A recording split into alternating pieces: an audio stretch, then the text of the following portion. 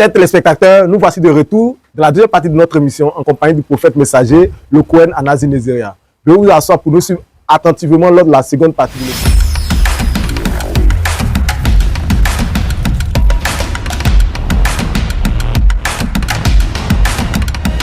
Shalom prophète. Shalom, shalom. Bon retour sur notre plateau pour la seconde partie de l'émission. Merci, merci. De ce retour, j'aimerais en profiter pour vous poser une nouvelle question, D'accord. à savoir, qu'est-ce que le 8e sacerdoce? Merci beaucoup.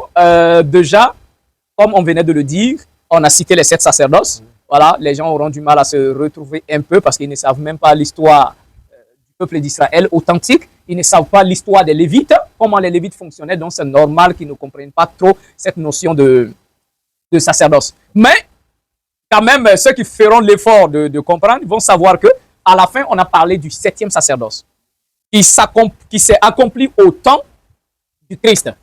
Et le Père avait prophétisé que dans le 7e, le 6e et le 7e sacerdoce, il y aura tellement d'impuretés, même les sacrificateurs seront impurs, abuseurs d'enfants et d'animaux, amants de l'argent, tout ça, adultères. Et ils feront tellement le mal à tel point que leur punition viendra de la part du Seigneur. Et, le verset dit, le sacerdoce prendra fin. Maintenant, avant d'entrer dans le 8e sacerdoce, effectivement, nous savons voir est-ce que le temps du 7e sacerdoce est exactement accompli comme on le voit. Parce qu'on dit que le sacerdoce doit prendre fin.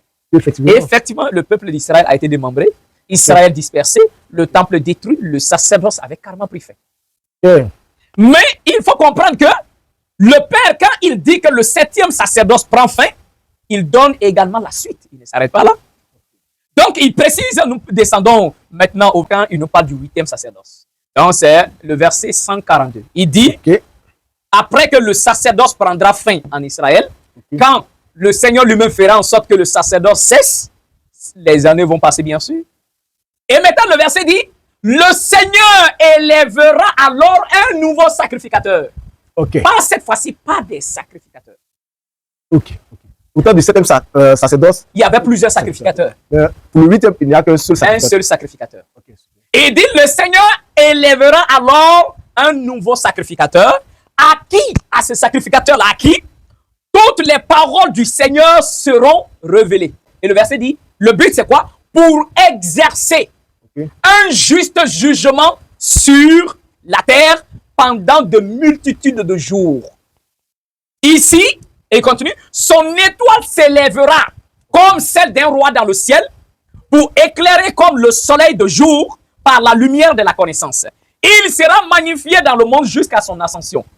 Il continue, il sera aussi éclairant que le soleil de la terre. Il chassera l'obscurité sous le ciel et il y aura la paix sur la terre. Il dit, les cieux jubileront en ces jours et la terre sera heureuse et les nuages se réjouiront.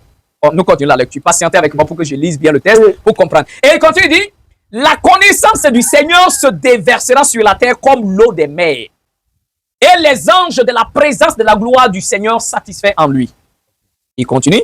Car les cieux s'ouvriront et la voix du Père, comme celle d'Abraham à Yitzhak, viendra dans la sainteté du temple de gloire pour lui. Maintenant, ici, il faut comprendre que le verset dit, après l'avènement du Christ, après que le Christ soit apparu sur terre, il a fini de prêcher. Il a même essayé de recadrer même les Lévites, les sacrificateurs. Mais dommage, ils n'ont pas écouté. À tel point même, ils l'ont assassiné. Et ils ont tellement péché. Et selon la prophétie, le sacerdoce avait pris fin. Le temple de Jérusalem détruit. Toute la ville en pièces. Ça, c'est une punition. Si Israël est détruit aujourd'hui, pas de temple. Quand on parle d'Israël, faites attention. Je ne parle pas de ce faux Israël qu'ils ont créé là en 1800 combien quelque part là, très loin, tout près d'ici. Ces casas-là ne sont pas des Israélites biologiques. Ça, c'est un faux Israël. Ça, c'est un faux Israël que l'Occident a mis en place par le biais de la famille Rothschild, bien sûr. D'accord? Avec l'appui des Américains. Voilà. Là, je pense qu'une prochaine fois, nous allons vous inviter. Oh, bien sûr, exactement pour savoir, parce que ceux-là, ils ont soutenu les Américains au temps de la Deuxième Guerre mondiale en les finançant, la famille Rothschild. C'est lui qui a créé le mouvement sioniste, bien sûr, et avec ce faux Israël-là. Et ils se font passer pour les Israélites. Bon, ça, c'est un autre sujet à part. Mais Israël authentique, ça a toujours été en Afrique ici. Depuis le Cameroun, le Congo, jusqu'à descendre en Afrique du Sud, voici le territoire authentique d'Israël véritable. Donc, si le temple a été détruit, le sacerdoce avait pris fin, c'était la punition à cause du 7e sacerdoce qui était extrêmement sale et impur. Okay. Donc, la prophétie se réalise au temps du Christ. Après la mort du Christ, il repart aux cieux. Automatiquement, on attaque Jérusalem, on détruit complètement la ville. Et quand on détruit tout en pièces, même le temple de Christ, il ne restera pas ici pierre sur pierre. Okay. Et le sacerdoce prend fin. Tu comprends? Tout Israël est en dispersion. Maintenant, nous voici à un moment précis où nous entrons dans la miséricorde du Seigneur par rapport au 8e sacerdoce. Comme on venait de le dire. Il dit alors, après tous ces événements, le Seigneur suscitera et élèvera un nouveau sacrificateur. Okay. À ce sacrificateur-là, le Seigneur va lui donner, le Seigneur va lui révéler toutes ses paroles. Okay. Le Seigneur va lui donner la connaissance de sa parole. Et le verset dit, le but c'est pour faire quoi? Pour exercer sur la terre un juste jugement. De la part de Dieu. Bon, en fait, là, j'ouvre une parenthèse pour vous aider à comprendre pourquoi faire un jugement sur terre. Le Christ vient, il commence à enseigner, repentez-vous car le royaume est proche. On se comprend?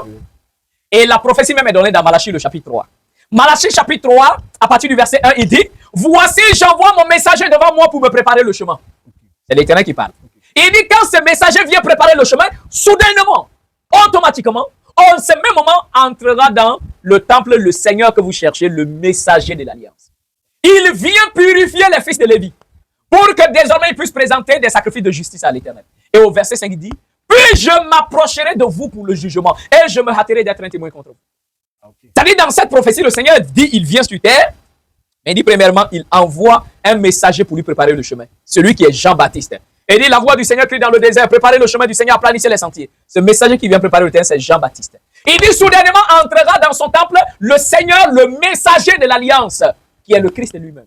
Il est le messager, il vient, il entre bien sûr, il commence à purifier les fils de Lévi selon la parole. Maintenant, après que le Christ ait purifié les fils de Lévi, qu'il ait exercé ce ministère-là, maintenant le verset 5, Dieu dit, je m'approcherai de vous pour le jugement et je me hâterai de témoigner contre vous.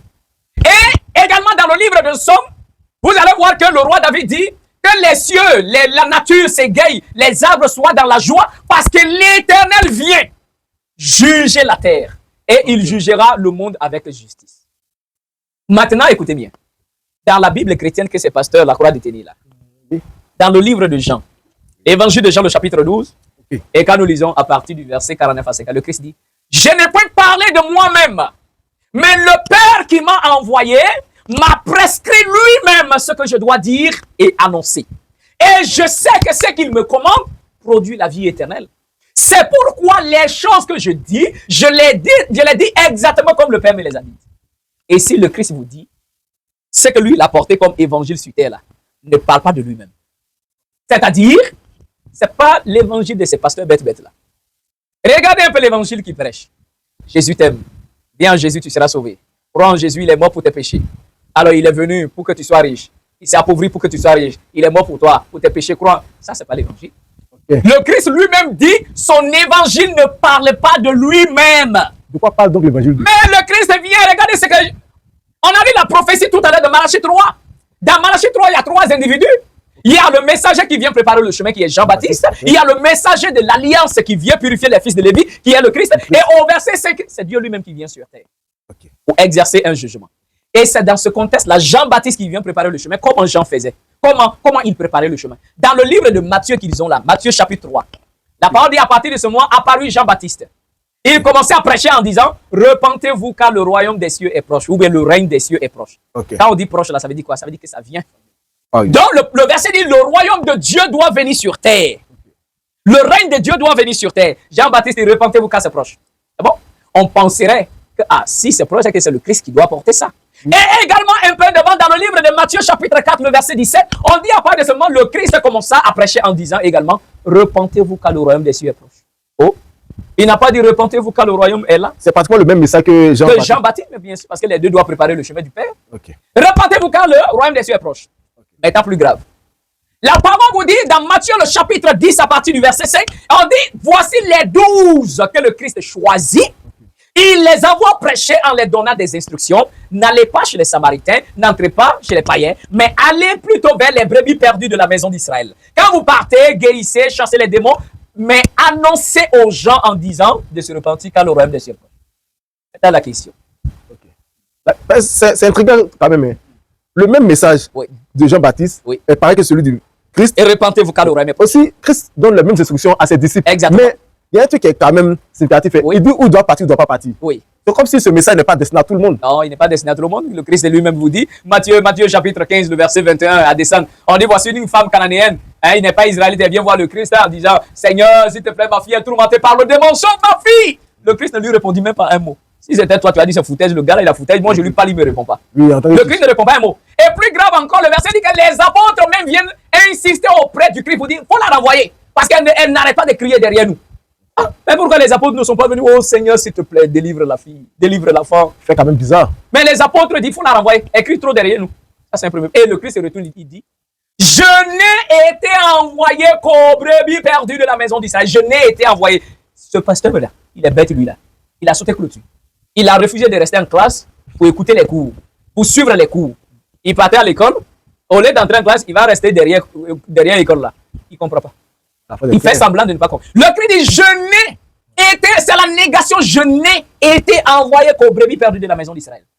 Le Père qui m'a envoyé seulement que pour les brebis perdues de la maison d'Israël.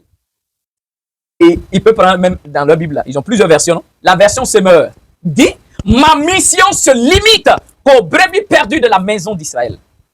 La femme veut insister, le Christ dit, bon, tu sais, il n'est pas bon de prendre la nourriture, le pain des enfants pour les donner aux petits chiens. Waouh. De la part même du Messie, cela sous-entend que le Messie serait venu pour Israël uniquement. Maintenant, je vais encore donner autre preuve.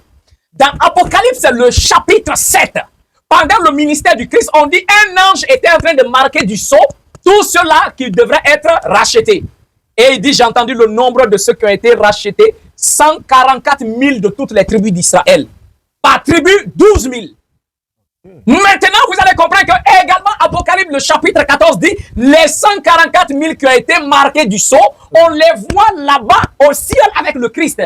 Ils ont la marque de Dieu sur leur front, ils ont le nom de Dieu et le nom du Christ sur leur front. Le verset dit, c'est eux qui ont été rachetés d'entre les hommes. Ils suivent l'agneau partout et ils sont en réalité les prémices de la création, les prémices.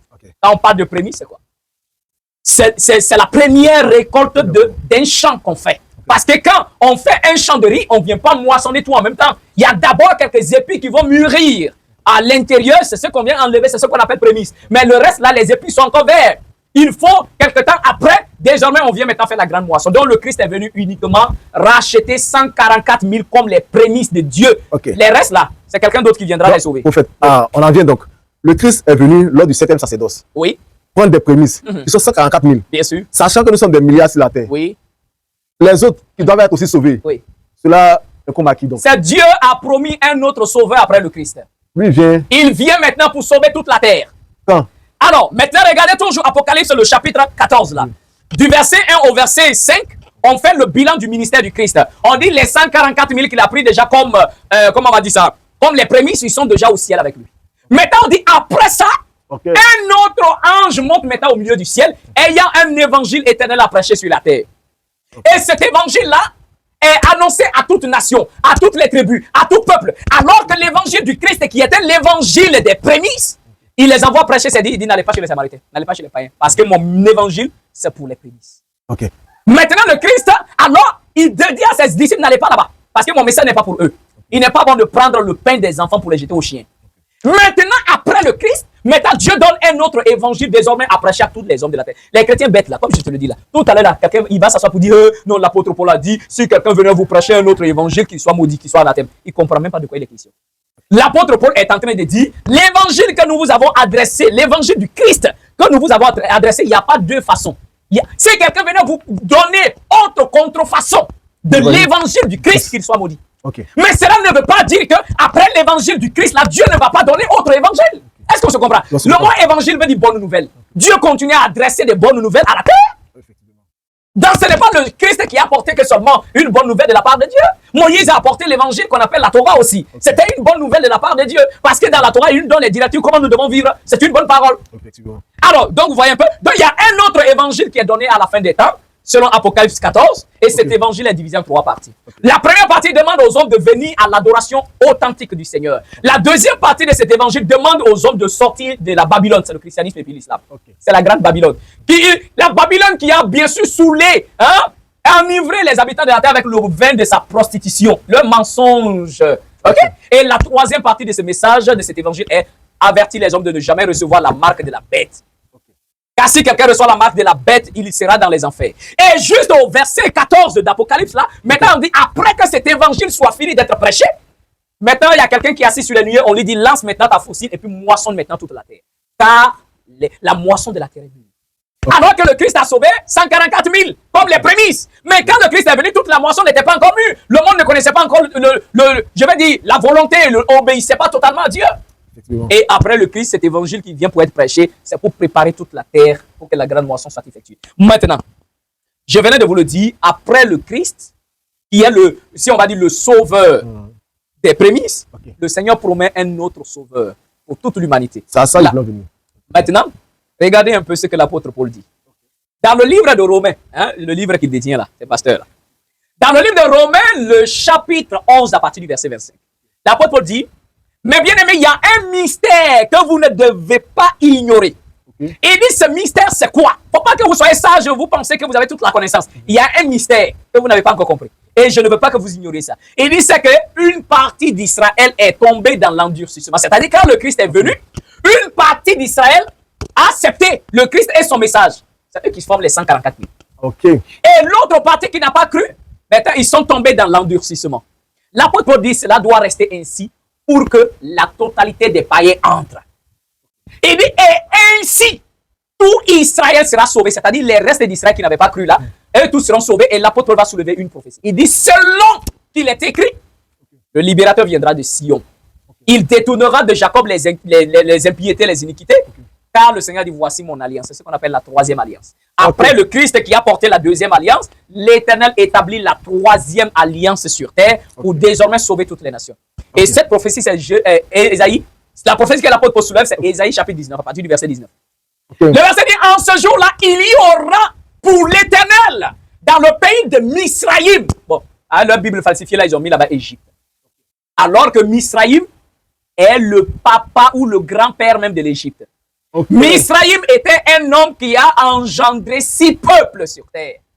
Et du 6e peuple est sorti 2 peuples, donc les Philistins et puis les Égyptiens. Mais ces falsificateurs-là, attention, ça ne veut pas dire qu'ils sont ignorants. Ils savent bien que cette prophétie d'Ésaïe là parle d'un sauveur qui vient pour non seulement commencer par l'Afrique, pour s'étendre. Donc le verset dit, dans le pays de Misraïm, un autel sera bâti à l'Éternel. C'est là qu'on parle maintenant du 8e sacerdoce.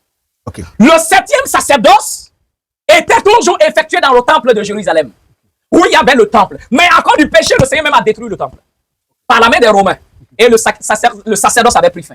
Maintenant, Ésaïe te dit, cette fois-ci, ce ne sera plus à Jérusalem, mais c'est dans le pays de Misraïm. Et le pays de Misraïm, c'est pratiquement toute l'Afrique de l'Ouest. Et il est dans le pays de Misraïm, un autel sera bâti à l'Éternel. On se comprend?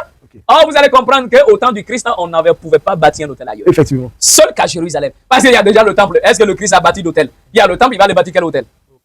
Pour qu'un hôtel soit bâti à l'Éternel dans le pays de Misraïm, c'est-à-dire pratiquement dans l'Afrique de l'Ouest, il faut que le temple de Jérusalem soit détruit. Et selon les prophéties, le temple a été détruit, le 7e sacerdoce a pris fin à cause des péchés. Maintenant, le Seigneur suscite, alléluia, un 8e sacerdoce, mais dans le pays de Misraïm, un hôtel qui est bâti. Maintenant, écoutez-moi. Le verset continue à dire dans Ésaïe 19 là. Maintenant, les Misraïmites, c'est-à-dire les Africains, ils crieront à l'Éternel à cause de leurs oppresseurs. Mais quand ils vont crier à l'Éternel, la réponse qui vient, c'est quoi? Il dit, et l'Éternel les enverra un sauveur qui viendra les défendre et les sauver. Est-ce qu'on se comprend? Les Misraïmites crieront à l'Éternel. Les Africains crieront à l'Éternel. Et le verset dit, et l'Éternel comme réponse à leur prière, l'exaucement à leur prière, et dit, Dieu les enverra un sauveur à eux. Est-ce qu'on se comprend? Oui, vous comprenez parfaitement. Maintenant, le verset continue à nous dire, ce sauveur-là a pour mission non seulement d'établir le sanctuaire et soulever le huitième sacerdoce dans le pays de Israël. Et son but, c'est de rassembler toutes les nations. Voilà pourquoi le verset continue dans Isaïe pour dire qu'en ce jour-là, même Israël, c'est-à-dire les restes d'Israël qui n'avaient pas cru au Seigneur, qui étaient tombés dans l'endurcissement selon Romains 11, 25 là, et dit ceux-là, désormais seront unis à Misraïm, à l'Assyrie, pour former désormais un nouveau peuple de Dieu, et ils serviront l'Éternel ensemble. Et l'Éternel les bénira en disant, béni soit Misraïm, mon peuple, l'Assyrie, l'œuvre de mes mains, et Israël. Voici en quoi consiste le sacerdoce, le huitième sacerdoce, bien sûr. Donc, ceci étant, nous comprenons par cela que le huitième sacrificateur est déjà là. Mais bien sûr. Nous pouvons savoir qui c'est. Mais le huitième sacrificateur n'est personne d'autre que moi-même qui suis en train de vous parler. Ah, ok. Je suis le Kohen Hanazir Nezeria. Kohen veut dire sacrificateur. Hanazir, c'est quelqu'un qui est nazir. Kohen, ça c'est d'abord un sacrificateur. Hanazir, ça veut dire le consacré. D'accord? Alors, on a lu tout à l'heure là comment un sacrificateur doit vivre. On a dit qu'au début, on a dit que le sacrificateur doit être séparé du monde. Le mot Kohen, qui signifie non seulement sacrificateur, mais quelqu'un qui est totalement sacré pour Dieu, qui est séparé, mis à part du monde pour être uniquement au service de Dieu. Donc, voilà, c'est que nous sommes des privilégiés. Hein? Mais bien sûr, nous sommes à un moment très précis de la terre, mais il faut comprendre que tout comme la bonté de Dieu se manifeste en notre temps, comprenez aussi que cela va constituer un jugement contre, bien sûr, cette génération et les générations à venir. Comme le Christ pouvait dire, malheur à vous, Tyr et Sidon. Car si les miracles qui avaient été accomplis chez vous étaient les mêmes miracles qui étaient accomplis à Sodome et Gomorrhe, ils se seraient repentis. Ça veut dire que si cette génération a la grâce d'avoir de la part de Dieu un vrai authentique sacrificateur que Dieu lui-même suscite pour le huitième sacerdoce, comprend qu'en même temps cela constitue un grand jugement contre cette génération. Donc alors voilà en réalité de quoi il est question. Mais prophète, le Cohen, je suis sûr que derrière leur écran chez eux, l'un se pose la question. Nous sommes dans le huitième sacerdoce. Aussi, nous avons la chance de connaître l'identité du sacrificateur. Comment nous, génération actuelle, pouvons-nous faire pour entrer dans le canevas du huitième sacerdoce, dans le canevas du sacrificateur pour bénéficier du salut, bénéficier du paradis? Alors, écoutez bien. Je vais continuer à lire la prophétie concernant le huitième sacerdoce. Donc, nous étions toujours dans l'épée justicière et nous avons lu beaucoup de versets, dont le chapitre 40. Alors ici, cette fois-ci, je vais retourner dans l'évangile du Christ parce que le Christ a parlé de ce sacrificateur-là. Non seulement il a parlé de lui en tant que troisième témoin, mais il a parlé de lui en tant que sacrificateur. Alors, je vais retourner. On va dans l'épée justicière, bien sûr, le chapitre 1137 à partir du verset 89. Le Christ enseigne. Et quand il était en train d'enseigner, la notion qu'il enseigne était un peu plus compliquée. Mais il dit, bienheureux ceux qui observent cette loi. Car l'Éternel se manifeste dans toutes les créatures. Et toutes les créatures vivent en l'Éternel et l'Éternel est caché en eux. Il fait le résumé de son enseignement. Il dit, tout ce que je viens de vous enseigner, comprenez que l'Éternel est dans toutes les créatures. D'accord? Et il dit, toutes les créatures sont en l'Éternel et l'Éternel est dans toutes les créatures. Et ça, c'est autre chose à parler. Donc, maintenant, le Christ dit, tout sera plus clair quand le dernier témoin vous sera envoyé après la cessation du septième sacerdoce et les témoignages de notre souverain seront au complet. D'accord?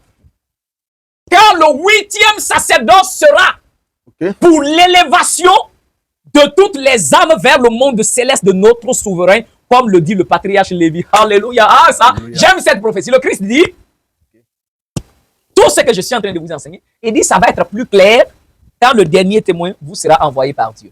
Et il continue, et il dit, après, le Christ précise en quel moment le dernier témoin vient. Et il dit, après que le septième sacerdoce cesse, quand ça va prendre fin, alors le Seigneur enverra, suscitera ce sacrificateur que le Christ appelle aussi dernier témoin.